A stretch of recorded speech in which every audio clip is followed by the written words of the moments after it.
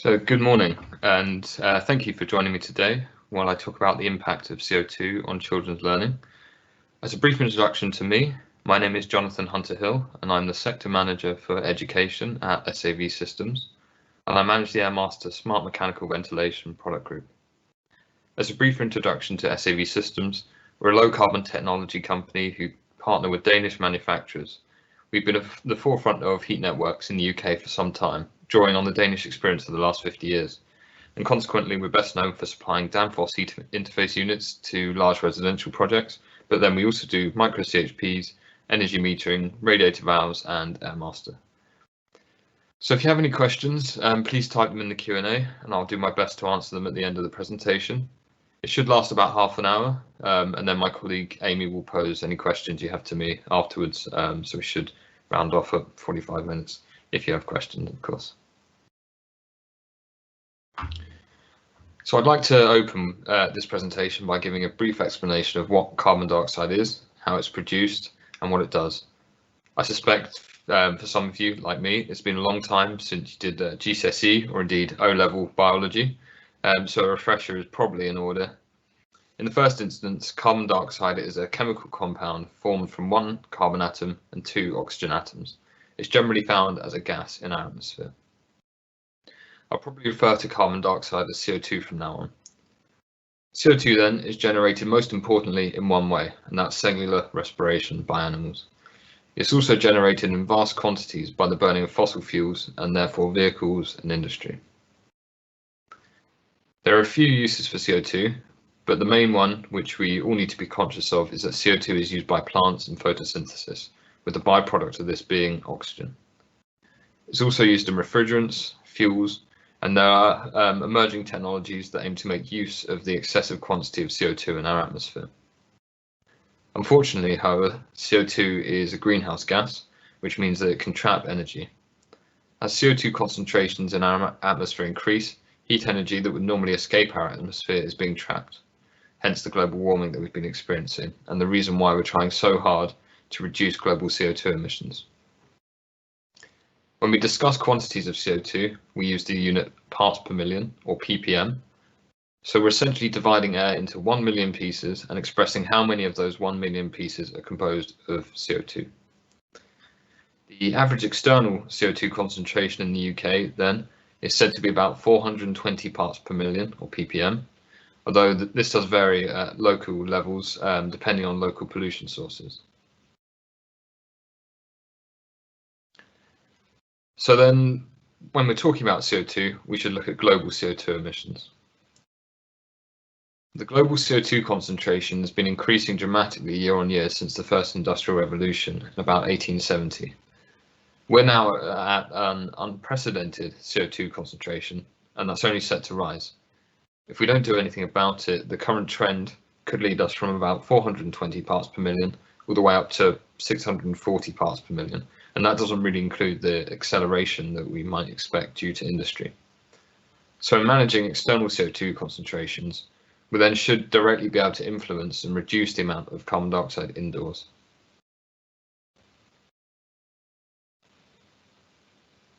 So that brings us to indoor air quality. And it goes without saying that 2020 and 2021 have been really unfortunate years in terms of global health, and everyone has been spending a lot more time indoors. But in the world of indoor air quality, or IAQ, we've seen some very positive changes. We've seen huge reductions in global CO2 emissions, demonstrating that it's possible for humans to cut their impact on the planet. In fact, we reduced our global CO2 emissions by 17% in April 2020, and at their peak we saw as much as a 26% reduction in these emissions. This is directly linked to the reduced use of vehicles, which represents 10 to 20% of the UK's CO2 emissions. The direct result of this was that there was less carbon dioxide in the atmosphere, and for that period at least, better air quality. One of the other benefits that I've seen personally is there's been a huge shift in public perception towards indoor air quality, bringing it to the forefront of many people's minds. And with our children having returned to school last week, managing indoor air quality in schools is now of paramount importance. So if we look specifically at indoor air quality, there are a number of requirements for good IAQ. The first is that external conditions must be good. If they aren't, and that's often the situation we're faced with, you're going to need a lot of different methods to mitigate these conditions. The ventilation must be sufficient to provide enough fresh air to dilute the air inside and also to extract or remove pollutants. It must be used appropriately, or ventilation must be used appropriately, or not used inappropriately, more to the point.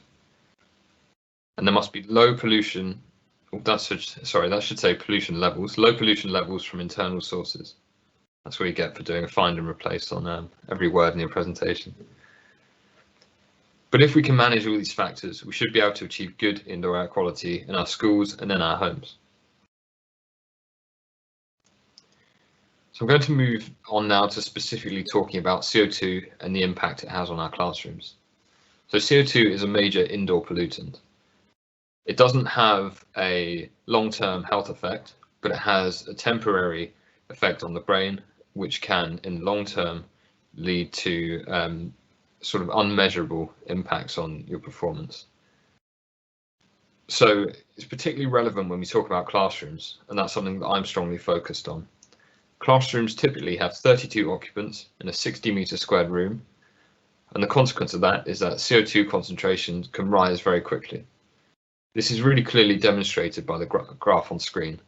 This is actually the results from one of our Airmaster ventilation units installed in the classroom. The red line is room CO2 concentration and the blue line is fan speed. We should be focusing on the CO2 concentration here. I won't spend too much time explaining the day, but you can very clearly see the occupancy pattern in this classroom. The children seem to enter the classroom anywhere between 8 and 9 AM. They probably drop their bags off and maybe head off to assembly. At about 9:35, it looks like lessons start, and the room CO2 concentration rises to about 1,000 parts per million rapidly. This actually happens within the space of about half an hour. So without any ventilation, you could see how a room can very quickly go from good indoor air quality to very bad. I would imagine, and we can't exactly tell from this graph, that without ventilation, that level would continue to rise and potentially would reach about 3,000 parts per million. Fortunately, in this case, this classroom has mechanical ventilation with heat recovery, or Airmaster. As the CO2 concentration increases, the fan speed of the unit increases and extracts soiled air and replaces it with filtered air from outside. The result is that the average CO2 concentration for this specific classroom is kept well below 1,000 parts per million, which is an important number that I'll refer to later. And then this pattern is repeated throughout the day. Typically then, air is primarily composed of nitrogen and oxygen, with nitrogen making up about 78% of our air and oxygen making up about 21%. You can see that at the ambient CO2 concentration of, in the UK of 400, maybe 420 parts per million, CO2 makes up only 0.04% of our air. In a classroom with a CO2 concentration of 1,000 parts per million, CO2 makes up 0.1% of the composition of the air. So you've got to ask yourself, why are we so concerned about it if it's such a tiny concentration? I've thought about this for some time, and I had a realization last year after doing some research. I'd always assumed that the reason why we should be concerned about CO2 concentrations is that a higher CO2 concentration means that there's less oxygen available in the classroom. But that's simply not the case, as carbon dioxide only makes up 0.1% of our air, and there are places, lots of places at higher altitudes which have a lower lower oxygen concentration than 21%. The reality is that CO2 has a hugely disproportionate effect on the way in which our brains function. So we've actually known about this effect for some time. It's called the Bohr effect. The chap on the screen discovered the Bohr effect. This is Dr. Christian Bohr, and he was a Danish physiologist. In 1904, he tested, experimented, and discovered what he would call the Bohr effect. And to explain why and how it works, we have to look at how oxygen reaches our brains. So this is hemoglobin. You might be familiar with it from your GCSE or O-level biology. Hemoglobin then is one of the most important parts of our abilities to function as animals. They're the red blood cells in our body, and therefore they're the transport mechanism for oxygen. Hemoglobin combines with oxygen from the lungs, passing through blood vessels to release the oxygen to cells which carry out cellular respiration. Bohr discovered that hemoglobin's ability to combine with oxygen was inversely affected by blood acidity and the concentration of CO2 in the blood. Very small changes in the blood CO2 concentration therefore had the ability to reduce the amount of oxygen getting to the brain, and that inhibits brain activity. Due to the size of the body, the effect of CO2 on children then is actually much greater than that seen on adults. And of course, when Dr. Christian Bohr was doing his research, the ambient CO2 concentration would have been much lower than it is now, at around 300 parts per million. And the sort of buildings that they would have had in Bohr's day were poorly sealed, poorly insulated, and therefore they had a much higher natural air change rate than we experience today. And then, when you consider Bohr's results, we have to remember that the indoor and outdoor environment, or the global CO2 concentration, would have been much lower and much less detrimental to brain function when he was carrying out his research. Fortunately, various studies have been done in recent years on the actual effects of increasing CO2 concentrations on the body and brain, although this can be difficult to quantify. So Harvard University has tested adults in a number of criteria, such as applied activity level, information usage, and strategy in rooms of varying CO2 concentrations. The rooms labelled conventional, green, and green plus have CO2 concentrations of 1,400, 900, and 500 parts per million, respectively. So the results here are stark. In all categories, the performance of the groups is noticeably inhibited by the room CO2 concentration. Some of the factors here are incredibly important to one's learning and indeed working ability. Basic activity level, applied activity level, focused activity level, information usage, and strategy are all very strongly affected. Interestingly, the effect is much more pronounced between 1,400 and 900 parts per million than it is between 900 and 500 parts per million, suggesting there's some sort of tipping point between 900 and 1,400 parts per million. With the effect of CO2 being worse on the child than it is on the adults involved in this experiment due to the size of the bodies, the results here would be seen that we're seeing would be worse for a child.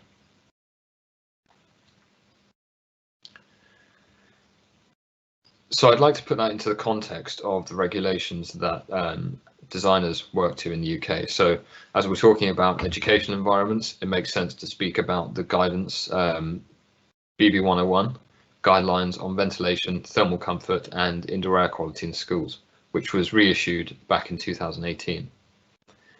As the name of it suggests, BB 101 has some focus on indoor air quality and therefore CO2 levels, but here I've included 3 factors that are important measures of indoor air quality. So BB 101 states that the daily average CO2 concentration in classrooms must be kept under 1,000 parts per million, and this can be exceeded by up to 500 parts per million for no more than 20 consecutive minutes per day. The figures you see here apply to mechanically ventilated classrooms only. For natural and hybrid systems running in natural mode, you can add 500 parts per million to each of these numbers, so you can have a worse indoor air quality. This issue of BB 101 says a lot more on filtration than the previous version did, but it's still a little hazy. It states that F7 filtration is now the minimum recommended standard for schools in polluted areas. F7 actually has been replaced by, the standard has been replaced by a new one. So F7 filters are now EPM1 55% filters, so they must filter out 55% of 1 micron particulates. So then this guidance is a little outdated. In my opinion, it should mandate the use of filters in polluted areas instead of just providing guidance, but I do see this as a step in the right direction. I thought then that I'd also mention thermal comfort, as it's a metric worth considering under indoor air quality. BB 101 has various different standards dependent on room type for draft and thermal comfort, but in the round it states that the delta T in a classroom should be between 1.5 degrees centigrade and 4 degrees centigrade, dependent on room type. All these factors will contribute to the quality of the learning environment. So I'd like now to link my presentation to the purpose of this week's seminars, Inclusive Learning Environments. My experience of special educational needs classrooms in particular, which has been well demonstrated by the other speakers this week, is that as designers we need to look to optimise the indoor learning environment. This includes minimising source of noise, of distraction, and maximising the ability of these children to focus. But for me, this all applies equally to any type of classroom. We want our children to have the best learning environment available to them. And we can spend all the time we want on removing distractions, limiting noise, etc. But if the indoor air quality in that classroom is poor, there will be a significant impact on how the children's brain can function.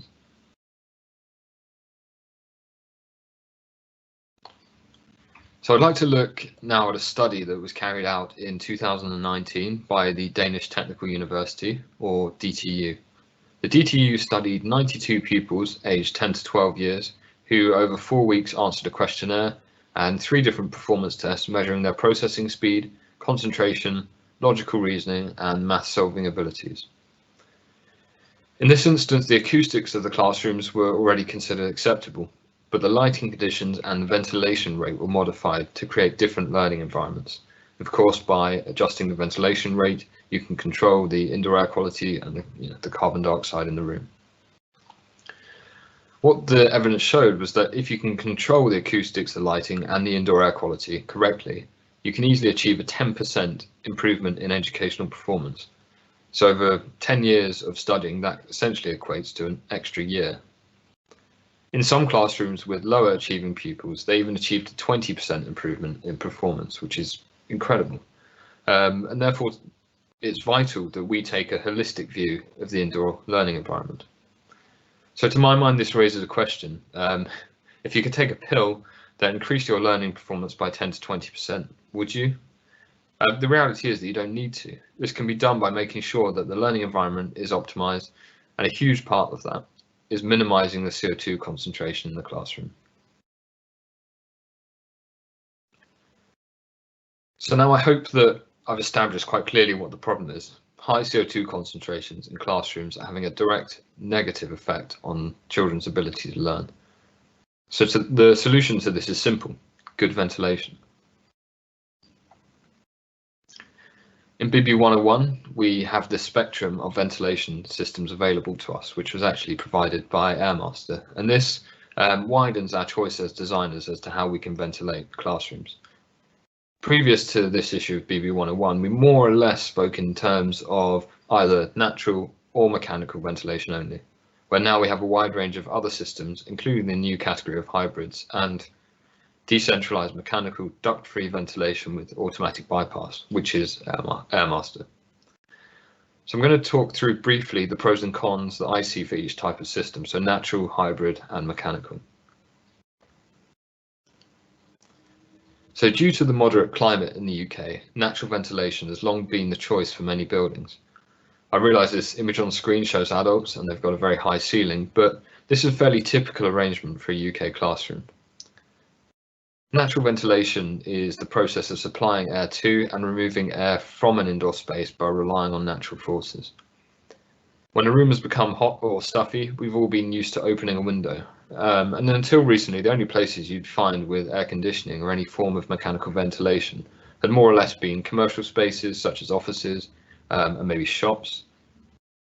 Natural ventilation relies on a number of factors to operate well: internal and external temperatures, wind speed, location, size and type of openings, amongst others. So it's something that, to my mind, we have limited control over.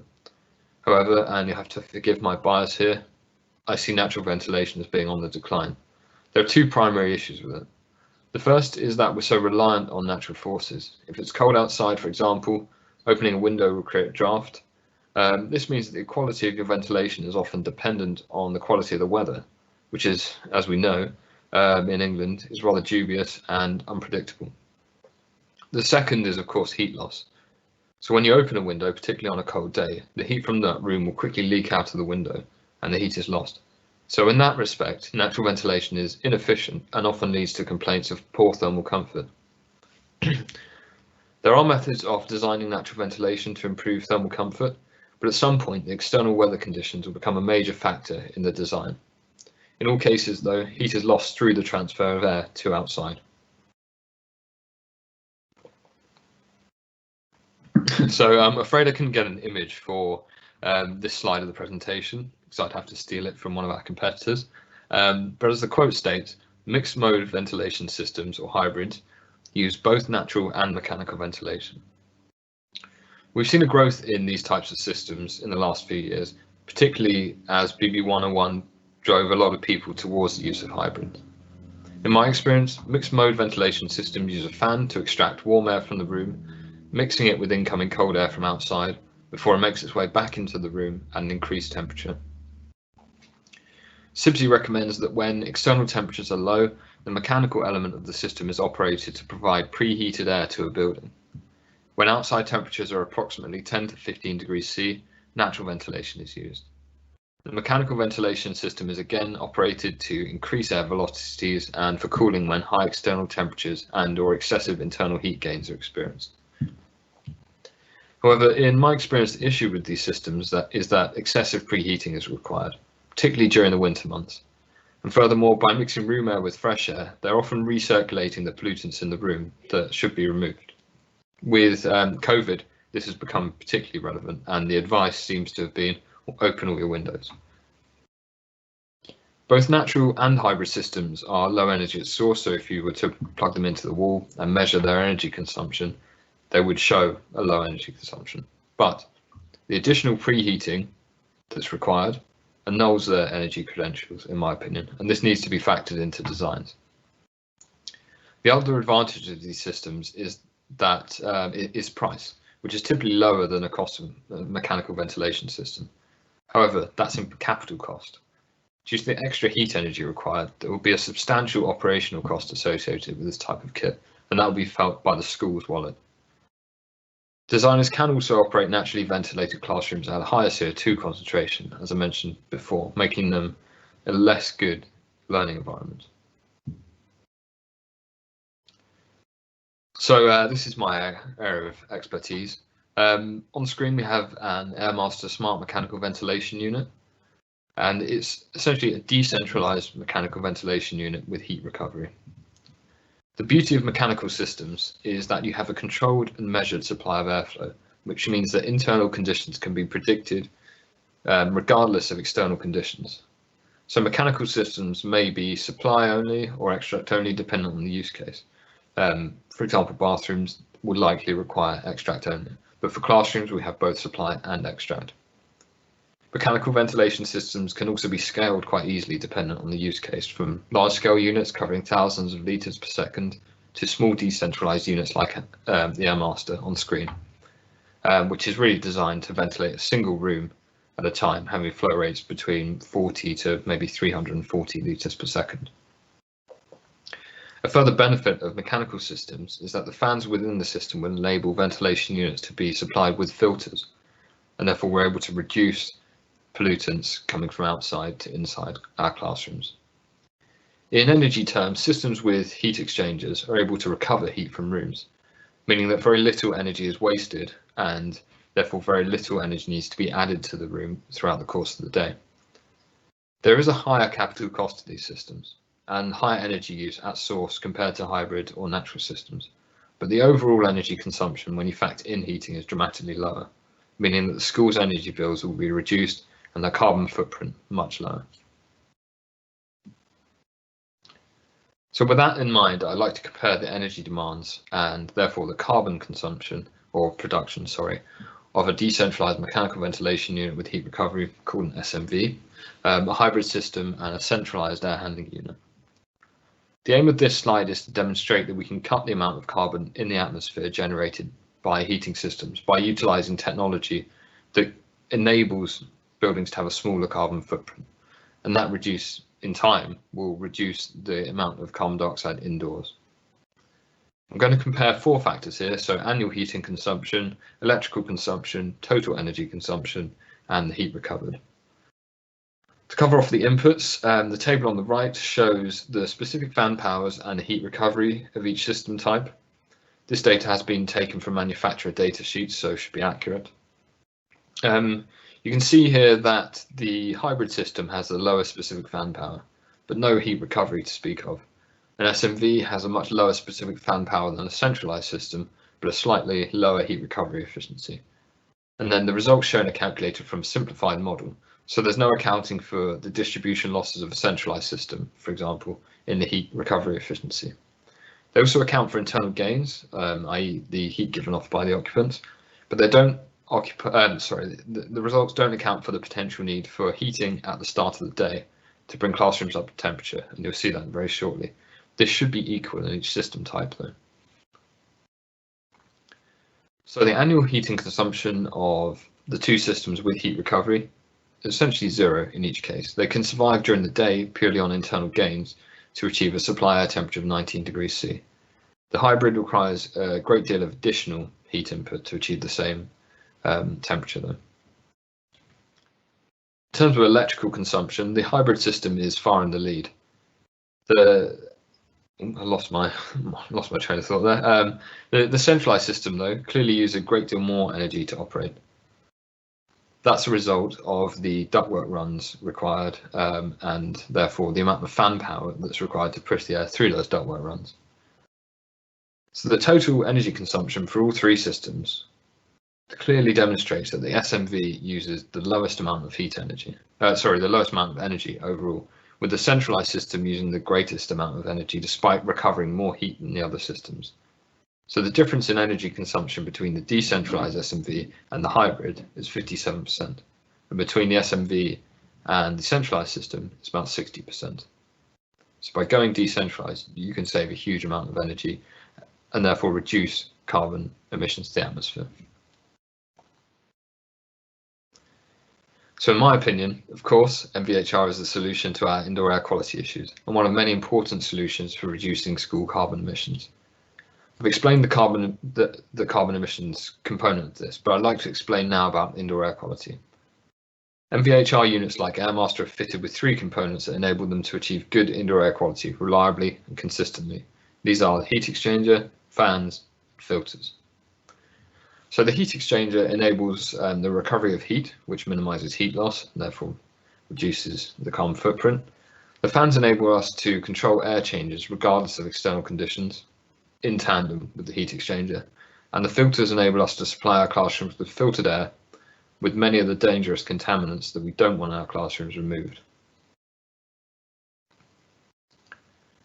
To put these into context, on screen is a schematic of an SMV. To give a brief explanation on how this sort of system works, air is pulled from outside, first being filtered and pushed through the unit by a fan. And this cold, fresh air is passed through the heat exchanger, bringing it close to room temperature before it enters the room. At the same time, air is extracted from the room, is filtered and passed through the heat exchanger, where its heat is passed to the supply air. It's then exhausted by a fan to the atmosphere. But by using this equipment, we're able to maintain a relatively constant air supply all year round at a controlled volumetric flow rate with clean, fresh air. So the challenge is to achieve a daily CO2 concentration averaging 1,000 parts per million with 32 occupants in a 60-meter square classroom by changing the air about 5 times an hour or every 12 minutes. This is a big challenge, and being able to achieve this is absolutely paramount.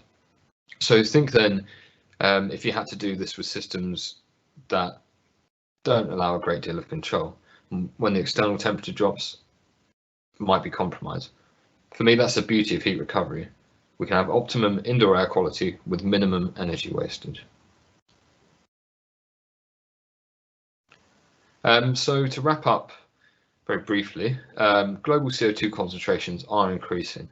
If we can reduce the amount of CO2 emitted to the atmosphere, we may be able to directly reduce carbon dioxide concentration indoors.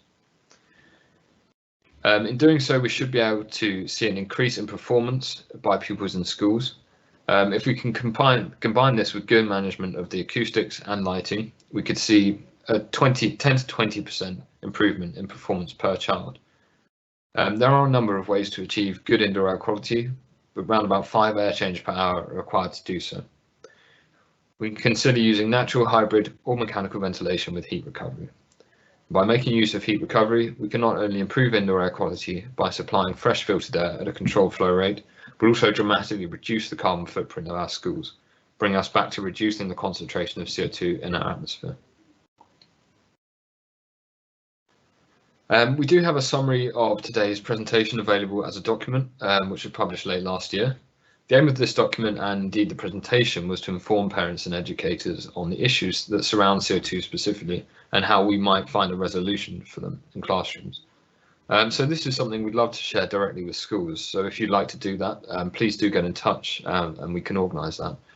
Otherwise, this can be found on our website, www.sav-systems.com, and we could send out print copies if they're needed.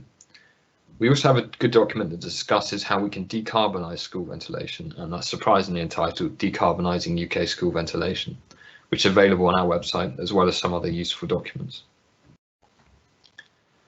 So thank you for your time today, and I really hope this presentation was useful and of interest to you. If you want to get in touch with me directly, my email address is on screen, and if you want to know more about SCV systems, please take a look at the website. So I'll now answer any questions if there are any. Amy? Thank you very much, Jonathan, and good morning, everyone. Yes, just to reiterate what Jonathan was saying, if you haven't already, then this is your chance to ask any questions you may have, and you do that by pressing the Q&A tab at the top of your screen. We will try our best to work our way through the list of questions and answer as many as possible, but in case we run out of time, we would like to suggest that you like the question you would like us to answer the most. And if we don't get a chance to answer your question, then please do feel free to email Jonathan or get in touch with us via our website.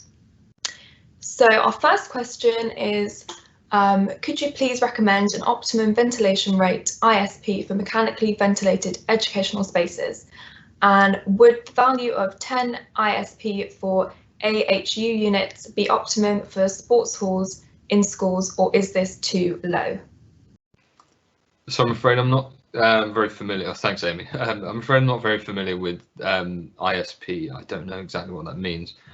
For classrooms, we're looking at somewhere between 4 to 5 air changes per hour, which normally equates to between, well, about 200 litres per second will do it, but typically maybe slightly higher, 200 to 220 litres per second.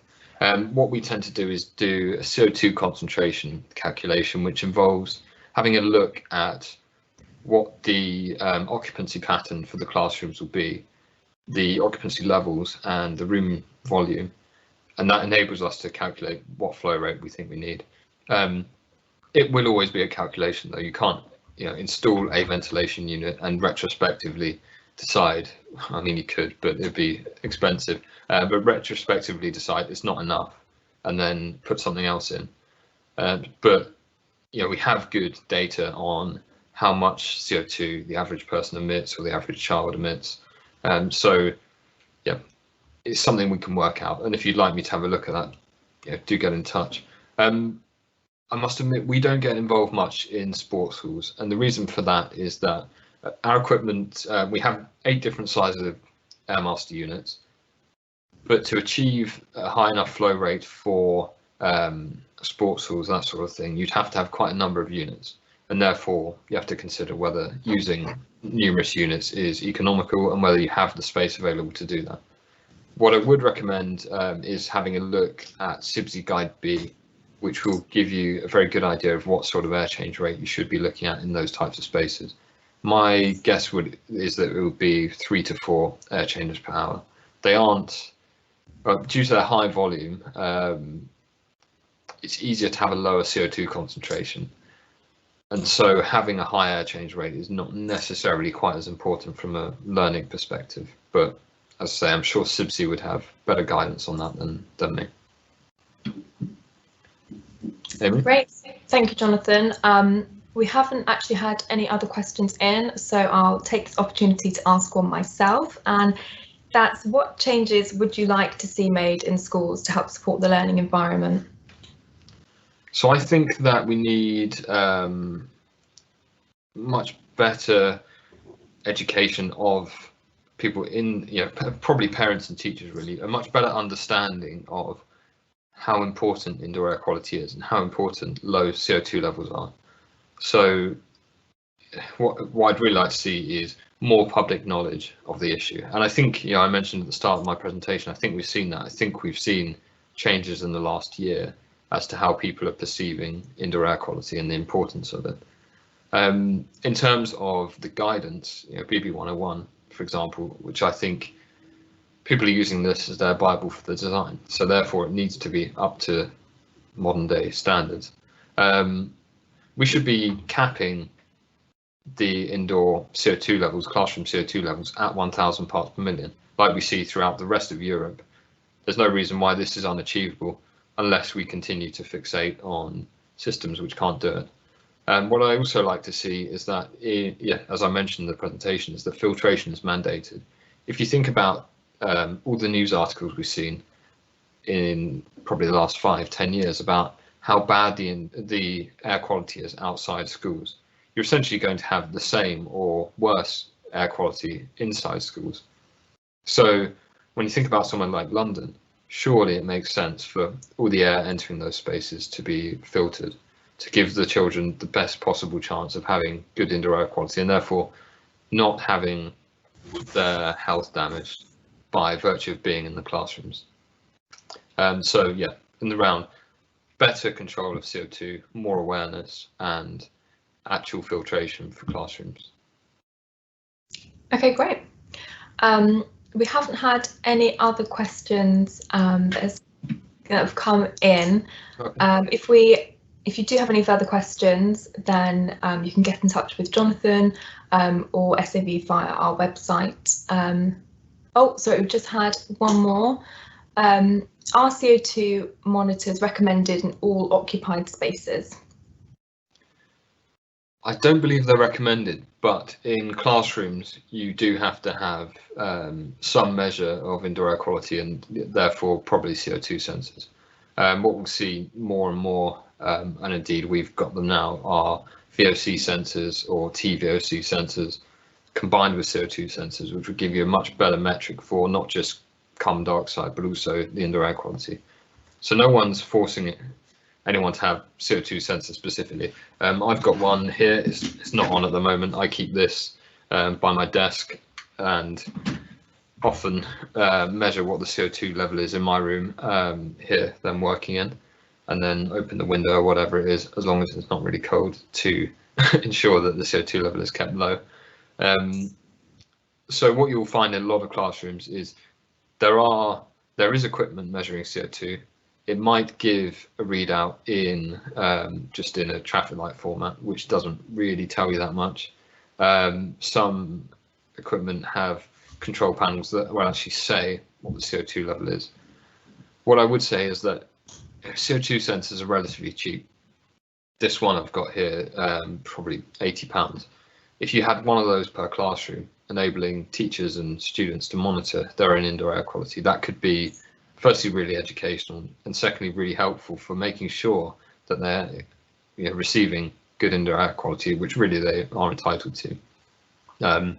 So I would advise you to take it into your own hands and equip schools, equip children, teachers with CO2 sensors. Brilliant. I believe that is our final question. So I'll wrap the session up. Thank you to everyone who joined us this morning. Thanks, Jonathan, for a wonderful presentation, and to Inclusive Learning Environments for inviting SAV to participate in their Digital Week. If you do have any further questions, anyone, please do not hesitate to get in touch with us, with Jonathan, or via our website. Thank you very much. Thank you.